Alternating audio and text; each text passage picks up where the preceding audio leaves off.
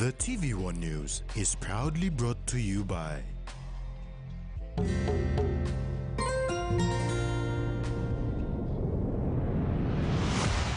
BSP, our bank, our people.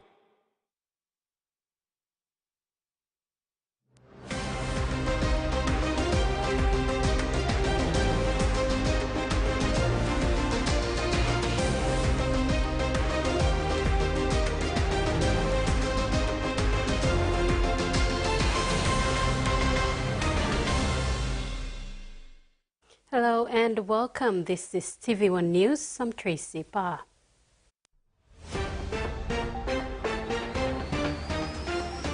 In this edition, national exam kicks off tomorrow.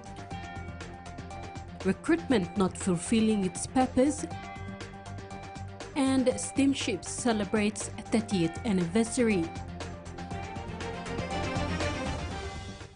A total of 77,413 grade 10 students from 482 high school and secondary schools will sit for the national exam starting tomorrow.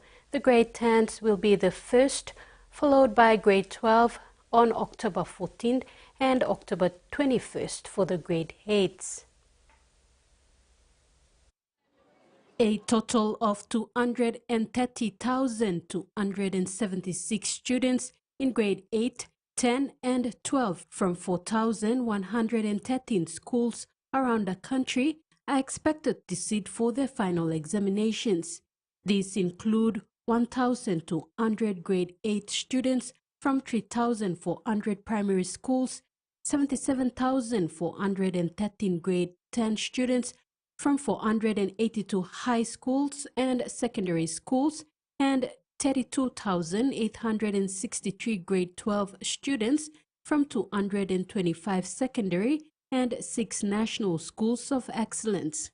The Secretary for Education, Dr. Uke Kombra, confirmed the examination dates as per education calendar, beginning tomorrow for the grade 10s, followed by grade 12s and grade 8s in the next 3 weeks respectively. The grade 10s will be the first to sit for the national examinations from October 7th to 11th, the grade 12s from October 14th to 18th, and the grade 8s from October 21st to 24th. The grade 12 science, technology, engineering, and mathematics or STEM students have already sat for their examination at the beginning of September. All examination papers have arrived in the country with packaging and were distributed to schools well before the examinations. All the provincial education advisors, provincial examination supervisors, senior secondary inspectors, guidance officers, principals, and governing councils are asked to be vigilant and security concerned with the security of the national materials and throughout the actual administration by following the rules enforced by the Measurement Services Division. Dr. Kombra wishes the entire grade 10, 12, and 8 students the best in their exams. The public sector unions across the country have reiterated their call on the government to withdraw the proposed amendment bill to the Kumul Consolidated Holdings Limited Authorization Amendment Act 2021. The bill was introduced by Minister for State-Owned Enterprises, William Duma, in the last session of Parliament and have gone through 2 readings before the Parliament passed it in the final reading and amend the Act. The unions are demanding the government to clarify their agenda in the amendment of the Act and calls for withdrawal.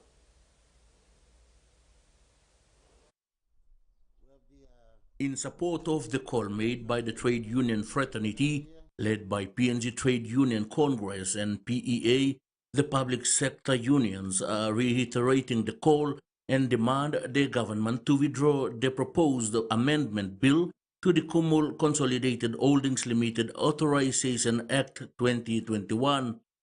Public Sector Union's President Ogvalubu Mowana says their solidarity call not only reflects their collective effort to protect their workers' rights, but also reinforce the spirit of freedom of association upon which the national constitution have been established.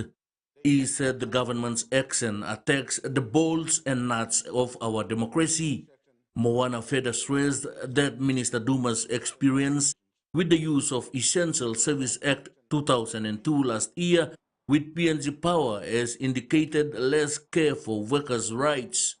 He said workers' rights are human rights which are embedded in our constitution, with PNG as a signatory to the United Nations Human Rights Treaties, and Industrial Organization Act 1962 entails the processes and procedures of strike where unions are required to conduct secret ballot or through a plebiscite. He said the recent speech by Prime Minister James Marape to the United Nations General Assembly reflected a progressive view, but this proposed bill by Minister Duma speaks otherwise.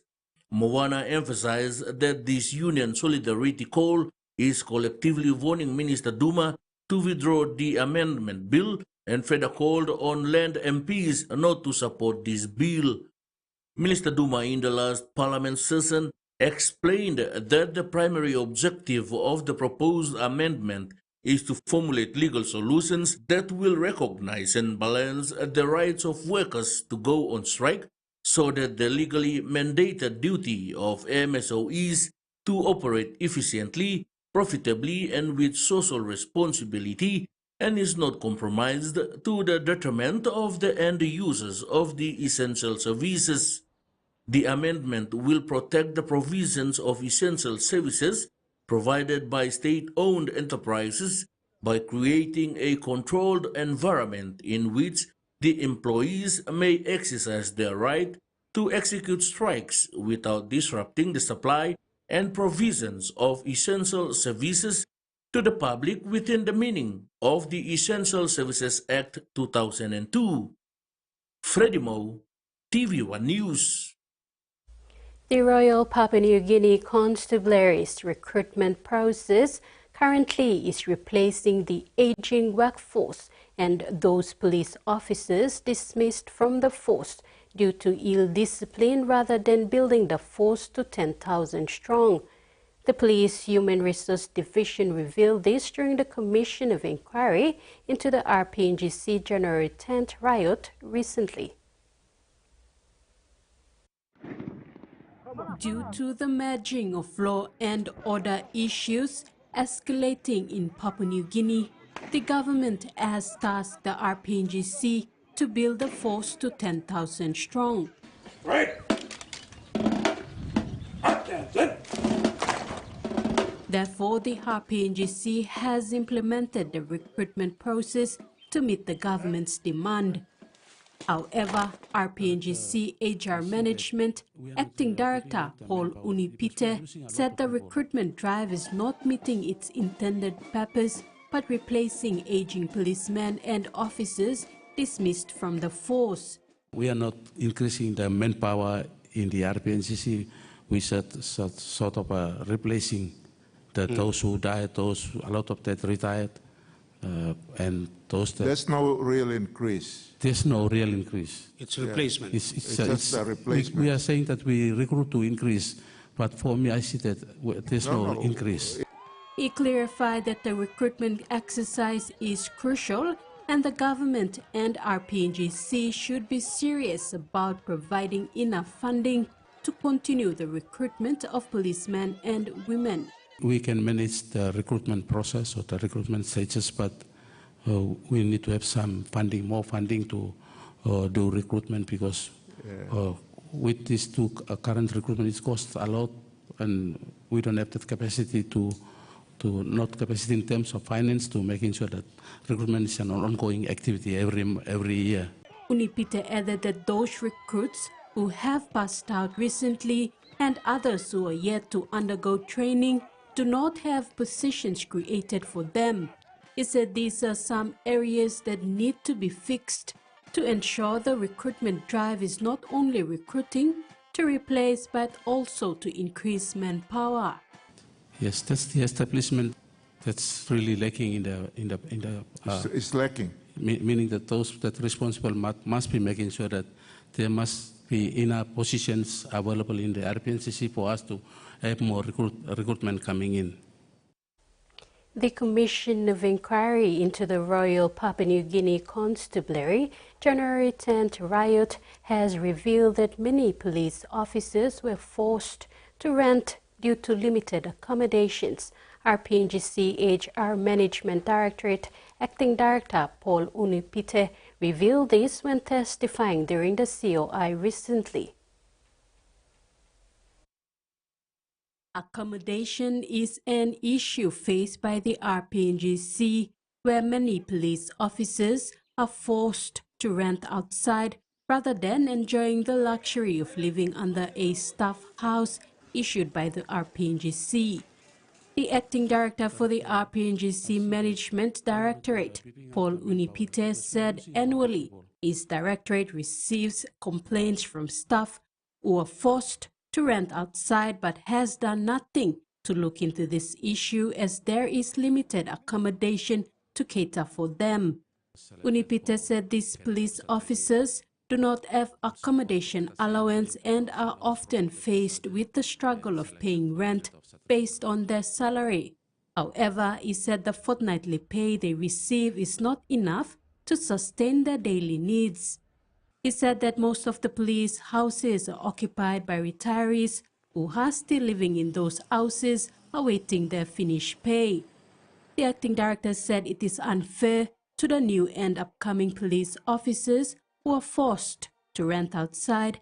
Therefore, the management must look into this issue and fast-track the payment process for retirees to create space for others to ensure police officers are treated fairly. TVWAN News continues when we return. Stay with us.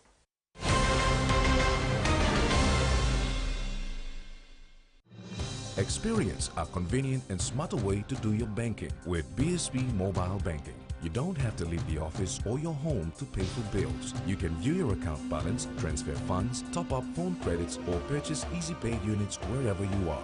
Visit your BSP branch today to register now for BSP Mobile Banking. BSP Mobile Banking, the smarter way to bank. BSP, our bank, our people. Hiya, Mama. You wait time, but me add him special flavor. Put in more flavor, put in more taste. Magical karaoke, up a big smile on face. Time for kim chicken, a great kumutu. Sip, sip, the moo, yes, magic on you. Maggie, the taste PNG loves. He says the best Hunters players come from his region. So does she. But there's one thing that brings everyone together. SB Lager, Bunyam Yumi. Open nets.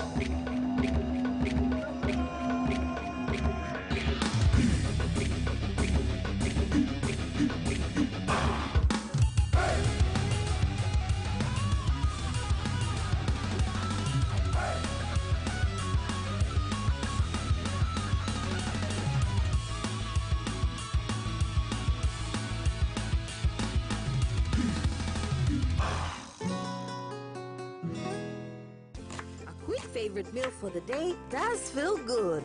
Snacks noodles is my choice for a simple meal. It is easy to prepare and fast to cook, and with a touch of flavor and ingredients,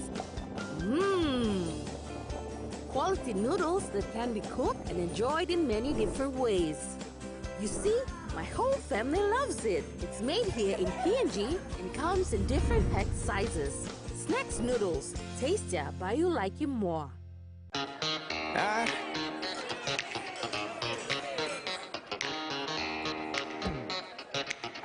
Superstition ain't the way.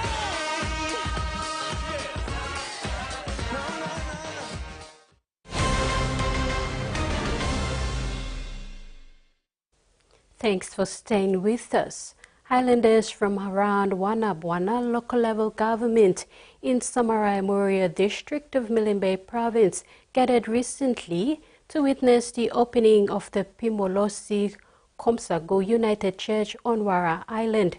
The new church will now serve almost over 1,000 people on the island who will worship there.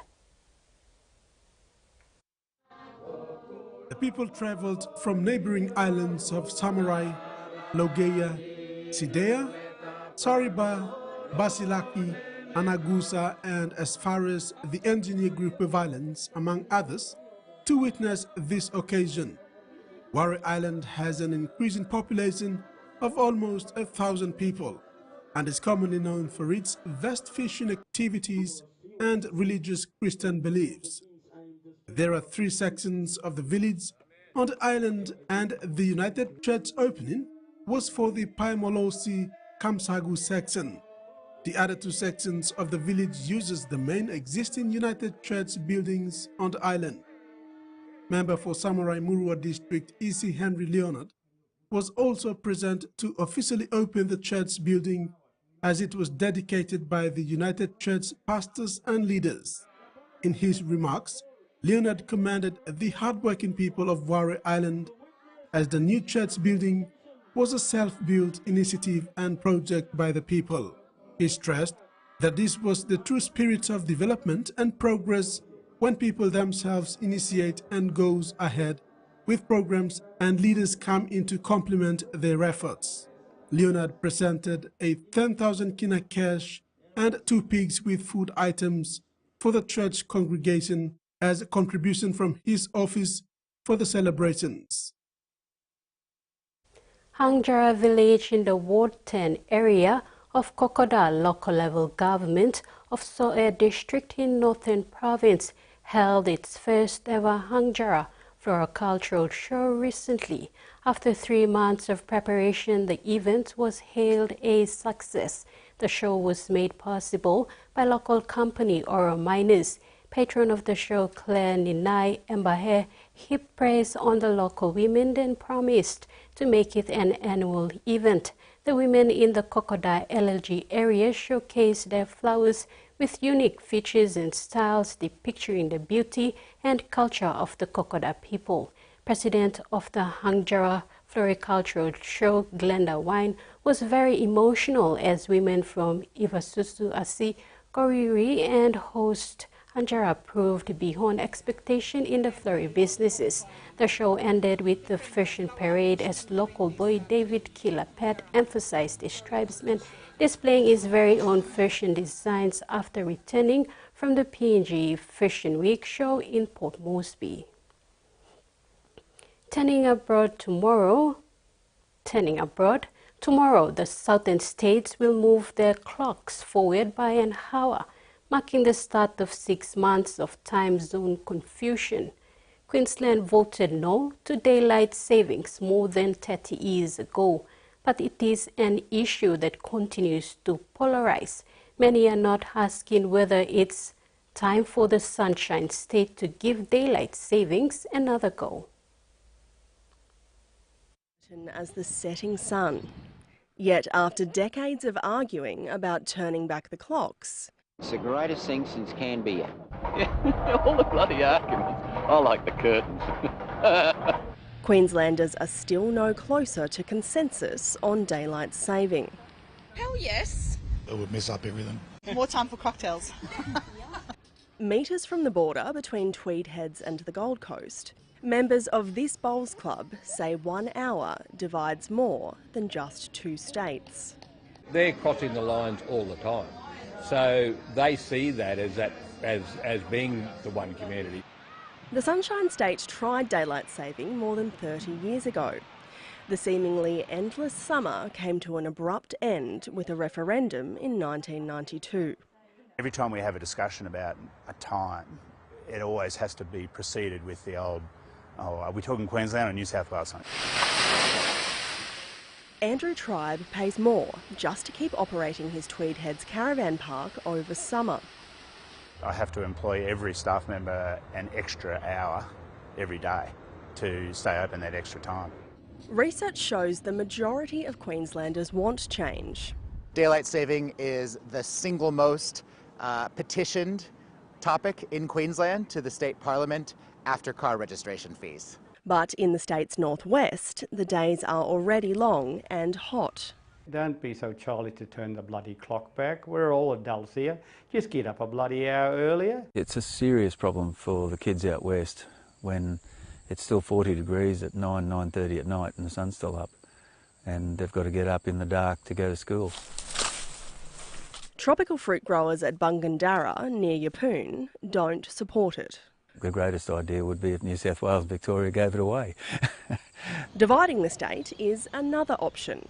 There are 14 American states that are split, and also New South Wales is split. So Broken Hill is on a different time zone to Sydney, and that's because they're much farther west.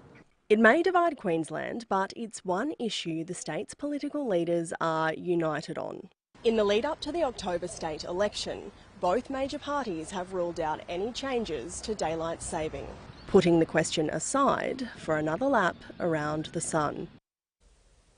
The restaurant industry has long been known as a high-stress environment, but the advent of social media and the avalanche of toxic reviews have made chefs even more vulnerable to severe anxiety and depression. Now, some of Australia's leading chefs are sharing strategies to safeguard their mental health. Veteran chef Neil Perry, with 47 years under his belt, worries about the challenges facing younger chefs. You know, you can just pick up a phone, take a few photos, and if you've got enough followers, you're an expert. While most reviews are positive, Jackie Challenor says it's the negative and unfair ones that haunt you. Worst steaks, rancid seafood smell. Overpriced. Magical. Long may it rain. It was sending me crazy. I just couldn't. It was hurtful to see it. After struggling with mental health issues, Jackie's psychologist gave her an important tip to help her staff. I think what we've started trying to do is, for every bad review that we might bring up with a team, I encourage to sandwich with 2 good reviews. In the last 8 years, Ben Shuri has lost 2 friends, both chefs, to suicide. The pressure that comes from being reviewed several times a year for eternity by food reviewers, and that kind of make or break mentality that comes with that is not a good thing for a person's mental health. It's not just the barrage of reviews that causes anxiety and distress. The long hours, the misuse of alcohol and the treatment of women are causing young chefs to think twice about a career in hospitality. It's still very, very, very tough for women in kitchens. We hear terrible stories every year. The Good Food Guide has now introduced a new Cultural Change Champion Award to foster safe and empowering workplace cultures.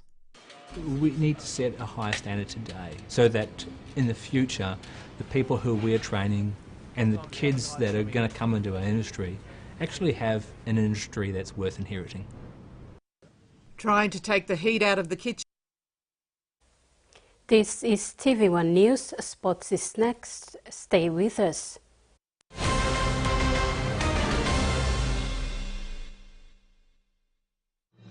Experience a convenient and smarter way to do your banking with BSB Mobile Banking. You don't have to leave the office or your home to pay for bills. You can view your account balance, transfer funds, top up phone credits, or purchase easy paid units wherever you are.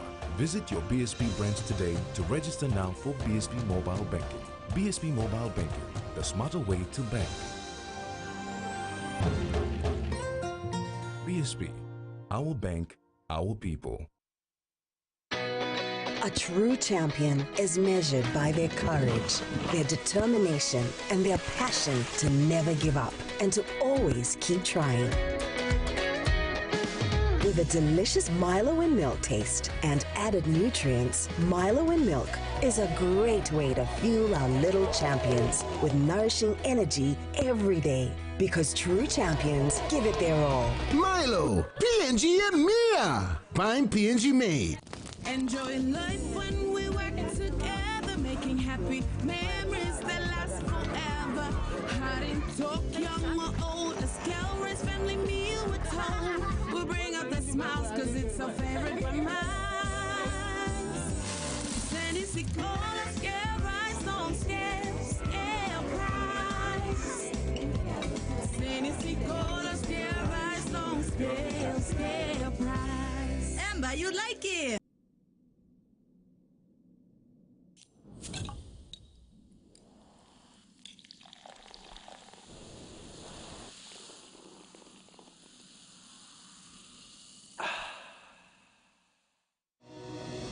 In its first 10 years, the PNG LNG project has had a long-lasting impact, contributing more than 26 billion kina to the state of Papua New Guinea. Equity distributions are paid to KPHL and MRDC based on the interest they hold. Tax is paid to the IRC, while development levy and royalties are paid to DPE. For more information on direct and indirect benefits, visit PNG EITI's website.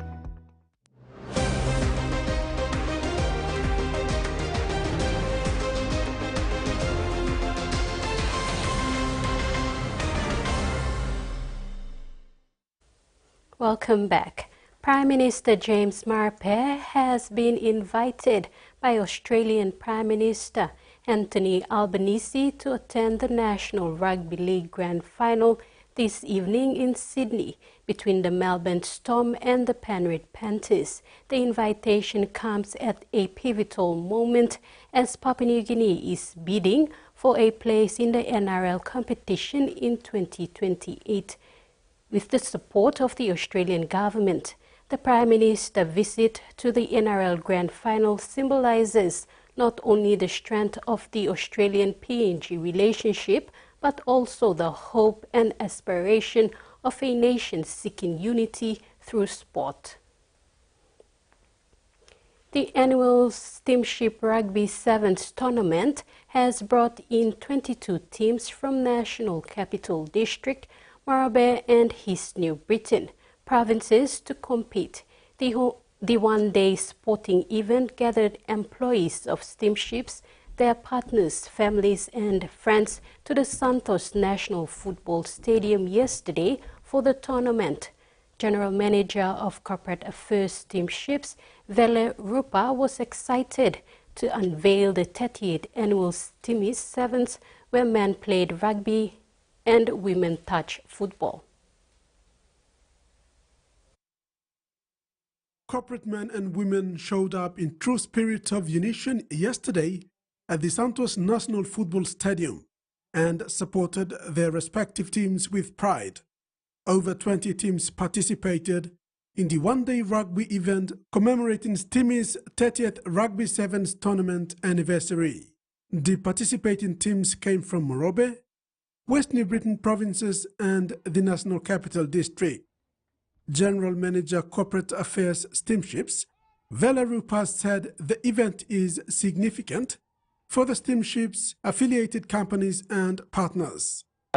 This one's really big for us in terms of a milestone, 30 years. It started off early in the 90s and when it started, the infancy was just the male workforce took part in Steamship Sevens, but as we've progressed over the last 30 years, what we've eventually have done is incorporated the women's sevens into the programs. This year we're excited, 22 teams, 11 male and 11 female. We've got folks coming out from Kimbe and Lay as well, and our folks down here in Mosby too. So yeah, pretty excited. Everybody's living up to the buzz. People have been training for the last 4 months just to play one day. And being the 30th year, you know, we're excited and we're celebrating it in a big way as well. Yeah. This milestone event highlights 3 decades of fostering camaraderie, health and fitness among employees, while also promoting the health and well-being of its employees. You know, we're excited about as well is that our families and our friends can come out and see the staff, you know, participate in sport. You know, you spend most of the days working in the office, but it's nice to come out and be part of a company event like this. So we're very progressive in terms of having our work-life balance, and there's opportunities for our teams or our staff to participate in local competitions, whether that be touch rugby or netball, then we do all of that. But for us internally as an organisation, Steamship Sevens embodies who we are, and that's one big family. There was no affiliation, no participation fees or the winning prizes at the Steamy's rugby event. Winner walks away with Managing Director's Cup and bragging rights as Sevens champions until next year. Rex Lita, TV1 Sports. That's it for sports, and now the weather forecast.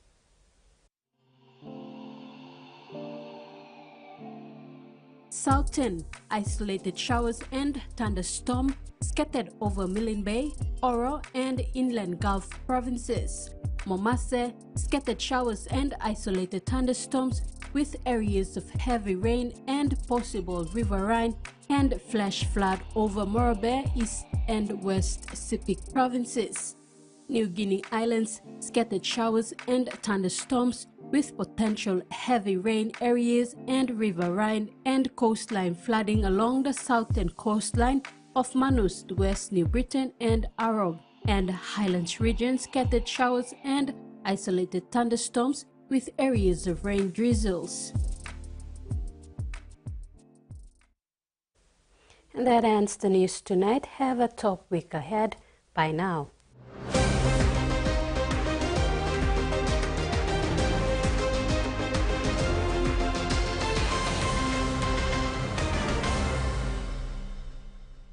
The TV1 News was proudly brought to you by